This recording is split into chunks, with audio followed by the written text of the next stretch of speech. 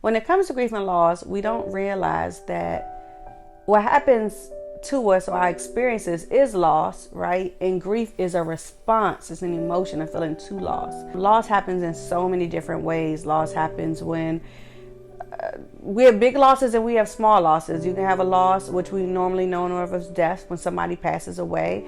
Loss through relationships, breakups, loss of a job, loss through finances. There's a long list of the types of losses that we experience on a regular basis. However, grief as a response to loss really affects us differently. I know they talk about the 5 stages, the 7 stages, 9 stages of grief. I don't believe honestly in none of them. I believe that we all have a unique situation and we all respond to loss differently. And if I was to choose death to talk about as a loss, grief is the last act of love that you can show towards someone that you care about who you did lose through death. So grief is actually not bad. It's human and it's natural, and we all deal with things differently in how we respond in our grief.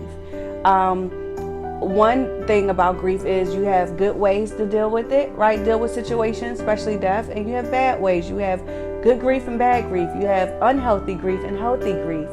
I tell people what I've learned over the years through just training and education is you can express your feelings, your grief to friends and confess it to God.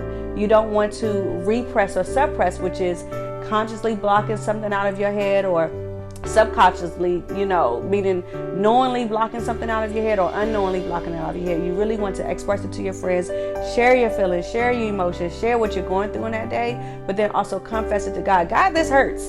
God, this is crazy. God, that was tragic. God, this does not make sense. One thing which is great in grief is that there's grace in grief, as well as that God blesses those who mourn, for they shall be comforted. So he comforts us in our loss, and that is a blessing. So that also tells us that he does not leave us when we experience bad things. A lot of times we're like, well, where is God in this? And some things are pretty tragic where you're like, where is God in this? But he does not leave us, and there are times of comfort and peace that surpasses all understanding. We just have to pray for it. One thing that I have never really understood is why when we go through difficult things, the first thing we do is separate ourselves from God instead of submitting ourselves to God.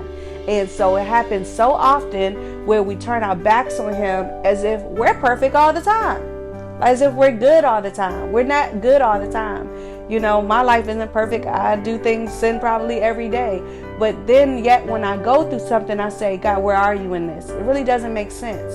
And so God is looking for people in loss who submit themselves to him and surrender their hearts to him so that he can comfort us when we mourn. And then there's also a difference between moaning and mourning, right? That means healthy grief that I was talking about and unhealthy grief. When you moan, it's like you're complaining about it, but when you mourn, you're really just dealing with it. You're facing it. You face it, you don't fake it, right?